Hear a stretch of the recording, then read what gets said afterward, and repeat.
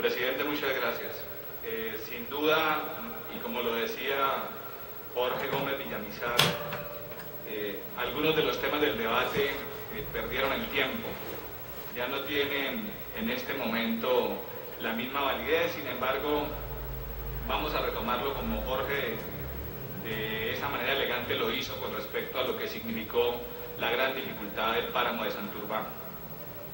Sin duda, hablar del tema de páramos y del tema ambiental es hablar de la conservación de la estructura natural, y no es posible en el mundo hablar de desarrollo, de sostenibilidad de futuro, si no se hace defensa de los ecosistemas estratégicos y protegidos. Y ello significa agua, aire, futuro para la humanidad. Y hay que reconocer que cualquier posibilidad de esto pasa sobre el hecho de hacer preinversión, de hacer ejercicio de mitigación y no de resolver los costosos errores que se han cometido.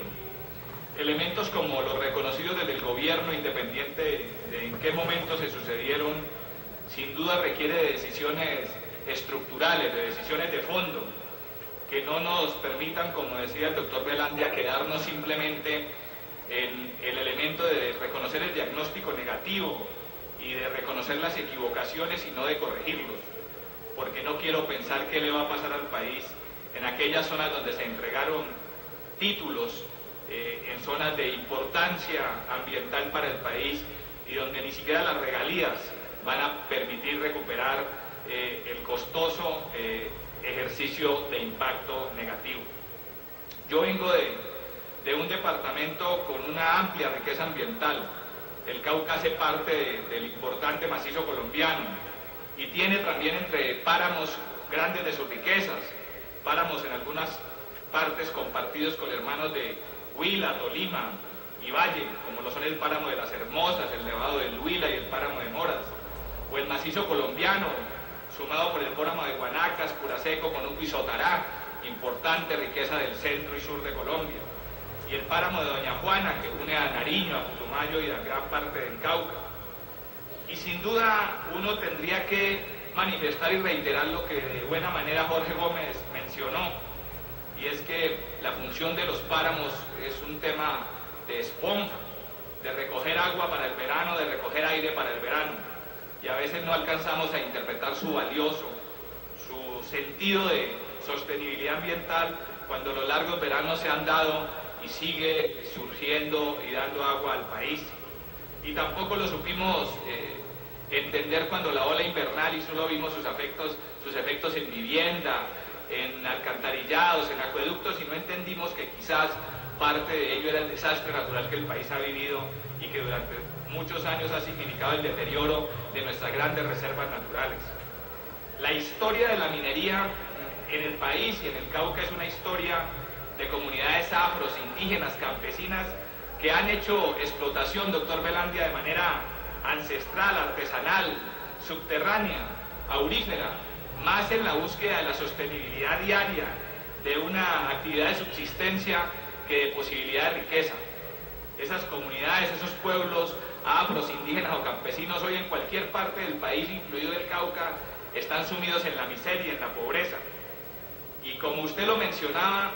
mi padre también tuvo la posibilidad de algún día haber subsistido de la minería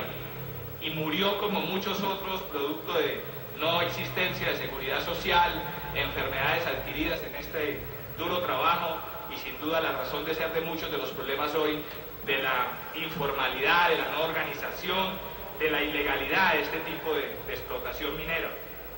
Pero además, estas comunidades y particularmente las comunidades afro no poseen títulos, no poseen tierras, o sea que tienen en ello ya un agravante que debería evaluar el ministerio o los ministerios integralmente para la búsqueda de que esta gente pobre, humilde de Colombia, que siempre ha vivido de la explotación minera, tenga una gran posibilidad de estructurar un proceso organizativo, de tener una capacidad de respuesta, de trabajar asociadamente independiente de la capacidad que tengan para competir con los grandes pulpos de la explotación minera. Y debo reconocer allí además que por un elemento que uno no alcanza a entender y por cosas de Dios quizás, las grandes riquezas mineras del país están ubicadas sobre regiones muy pobres, sobre municipios miserables, sobre municipios donde las necesidades básicas insatisfechas son gigantescas, donde se utiliza el agua de las fuentes hídricas para lavar la posibilidad de extraer y adquirir el oro, por decir algo, pero donde esta gente no tiene agua potable, no tiene alcantarillado, no tiene sistemas de saneamiento, y en muchos de los casos se contamina la fuente hídrica por la misma explotación minera que ellos realizan. Y bueno, ya ratificaba que la condición de seguridad industrial y de seguridad social es un elemento fundamental. Y hago este recuento histórico por reconocer que sin duda, más allá del gran debate que el país da sobre la situación de la locomotora de la minería, hay una historia del país ligada a la explotación del oro, de la explotación minera.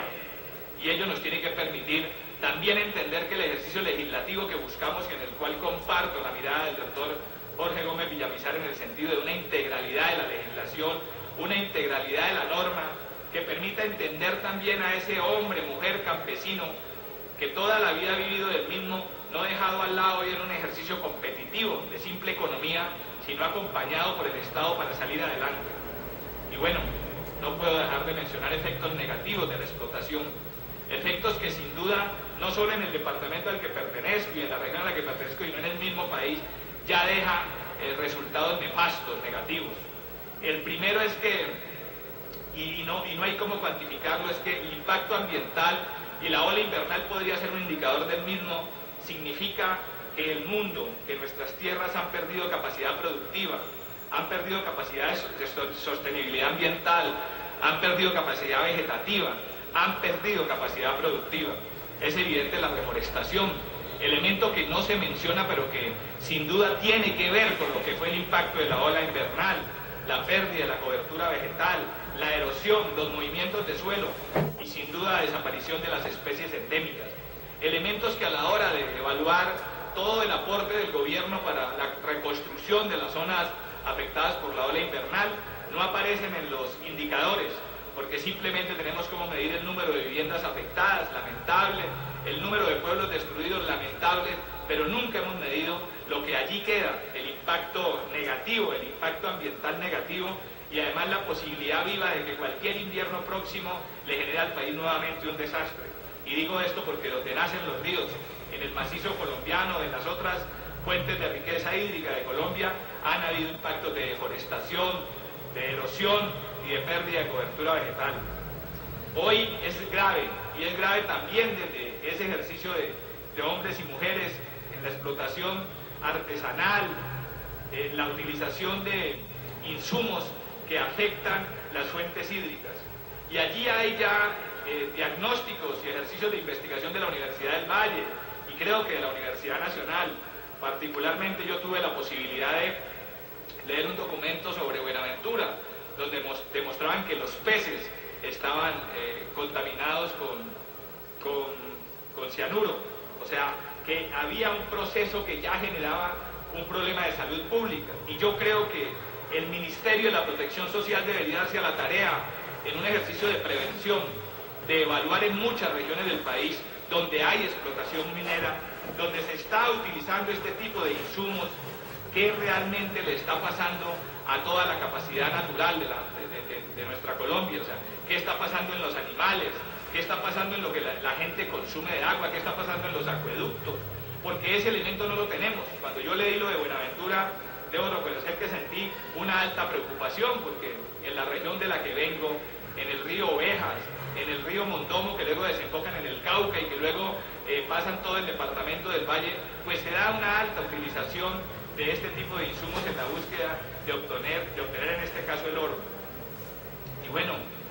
¿cómo no reconocer que preocupa el caso del municipio de Suárez, donde estas fuentes hídricas caen a Salvajina? Salvajina es una posibilidad económica, turística para este municipio. Salvajina es una represa que, si bien tuvo un ejercicio de regulación y de una mínima producción de energía, tiene a futuro la posibilidad de que las comunidades de Suárez tengan en él un proyecto de desarrollo turístico, pero también un proyecto de desarrollo productivo en torno a la piscícola. Y si este elemento de contaminación hídrica se está dando, ¿cuál es el futuro, le diría yo, a las corporaciones y al ministerio de un proyecto como este? Pero bueno, más allá de este elemento y de este ejercicio rápido que estoy tratando de hacer, quiero llamar la atención y dejar la constancia de elementos que me preocupan hoy en el departamento del Cauca y que sin duda suceden en otras zonas del país como ya han sido mencionadas, y es la presencia de actores en el dragado de las fuentes hídricas para obtener el oro, y la utilización de insumos, pero además la vinculación al orden público. O sea, hoy el tema de orden público en el departamento del Cauca, más allá de sus actores y de la difícil situación que vive, también pasa por la explotación ilegal de la minería, también pasa por la presencia de actores al margen de la ley en la explotación minera como una posibilidad de obtener recursos para lo mismo. Y allí se requiere la intención y la voluntad integral del gobierno, porque no se puede legislar, como ligeramente se ha mencionado, para pedir que en los alcaldes, en los débiles o frágiles alcaldes, sin gobernabilidad, esté la solución y el control a este tipo de actividades, que en un secretario de gobierno sin instrumentos o en municipios sin pie de fuerza, sin presencia institucional fuerte, esté la solución a los problemas de control a la minería ilegal, esté la solución a los problemas de presencia de dragas en fuentes hídricas importantes para el departamento y para el país. Debo llamar la atención de la presencia del Alpacrim y del narcotráfico en todo este proceso de minería ilegal, pero el gobierno lo conoce, los ministerios lo conocen, y simplemente nos quedamos en que desde lo local se dé la solución a lo mismo. Históricamente el Cauca ha vivido procesos de deterioro. Hablar de páramos y de reservas naturales en el Cauca es hablar de años de historia también de la intervención negativa. La coca como tal afectó en algún momento el ejercicio de sostenibilidad ambiental del departamento, y el gobierno lo ha conocido, y las medidas se dieron muchos años después con un impacto negativo no solo para el departamento sino para el país. Y para el país porque allí en ese macizo colombiano nacen el río Cauca y el río Magdalena, fuente hídrica que le da agua a medio Colombia. Y bueno, cómo no reconocer el tema de la amapola, de la heroína en los últimos años, con efectos ya directos sobre páramos y sobre zonas de reserva natural. Y también la legislación tiene todo el ejercicio normativo, pero no ha pasado más allá de simplemente reconocerlo y considerar que se puede avanzar. Y allí creo que está el mayor de los aportes. El país después de hasta el 91 creció de una manera lenta, y a partir de la Constitución del 91 lo hizo quizá de una manera mucho más ágil. Nosotros estamos convencidos de que la ley 99 del 93 permite y da elementos para trabajarlo de páramos y lo regula, y el gobierno así lo reconoce, pero nos quedamos a veces en la simple legislación y no en la solución a los problemas, no en la realidad social, cultural y económica de cada región, de cada municipio, de cada departamento. La resolución 769 del 2002 genera lo mismo, genera la posibilidad de mirar conservación, restauración, uso y utilización sostenible, pero al final nuevamente se queda en la letra muerta a la hora de llegar a las licencias entregadas, del control a esa explotación, del seguimiento de la misma, no pasa absolutamente nada. Desde ese punto de vista, nosotros consideramos que hay que hacer una propuesta más incluyente. La ley 99 del 93 simplemente le entrega a los departamentos, a los distritos, a los municipios, a los entes territoriales indígenas, a las corporaciones autónomas, una cantidad de obligaciones, y al final, cuando uno está en la región donde está la realidad del problema, donde se tiene que dar solución a los mismos,